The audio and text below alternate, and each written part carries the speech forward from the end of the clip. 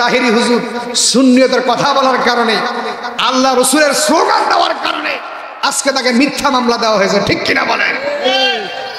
আপনারা অনেক সময় ইউটিউবে দেখেছেন, ফেসবুকে দেখেছেন, ওনার দেওয়া হয়েছিল একটা আকাউর এক মাহফিলের মধ্যে।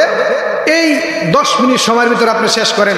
উনি আইনের লোকদেরকে শ্রদ্ধা রেখে উনি 7 মিনিটের ভিতরে মাহফিল শেষ করে দিয়েছেন। কয় মিনিট?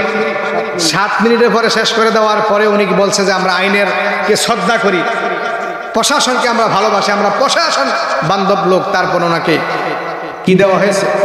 মামলা দেওয়া হয়েছে। আসলে ওনার ব্যক্তিগত কোনো সমস্যা নাই, ওনার সমস্যা হচ্ছে উনি আহলে সুন্নাত ওয়াল জামাতের বলিষ্ঠ কণ্ঠস্বর রাসূলের স্লোগান দেয়, নারে তাকবীর, আল্লাহু আকবার, নারে রিসালাত, ঠিক কিনা বলেন? নারে রিসালাত, ইয়া রাসূলুল্লাহ স্লোগান দেওয়ার কারণেই আজকে তাকে এই অবস্থা হচ্ছে।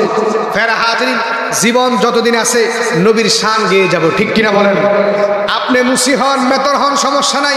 যদি নবীকে মহাব্বত করেন, আপনি আমার মাথার তাজ। যদি আপনি বড় মুহাদ্দিস হন, আমার রাসূলকে যদি ভালো না বাসেন, তাহলে আপনি আমার পায়ের যোগ্য। এই জন্য সবাই সজাগ থাকবেন।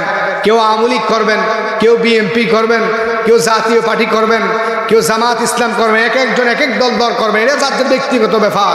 কিন্তু নবী এবং আল্লাহর ক্ষেত্রে আমরা সবাই এক, ঠিক কিনা বলেন? আলেমরা সমাজের মধ্যে স্পষ্ট কথা বলতে হবে। যে কোনো সুন্নি আলেম হোক, কওমি আলেম হোক, আলিয়া আলেম হোক, যে ধরনের আলেম হোক না কেন, তাকে কথা বলতে দিতে হবে। কথা বলেন, ঠিক কিনা?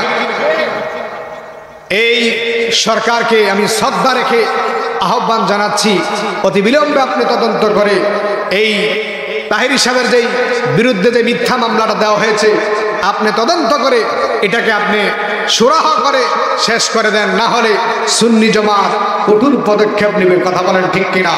আল্লাহ আমাদের সকলকে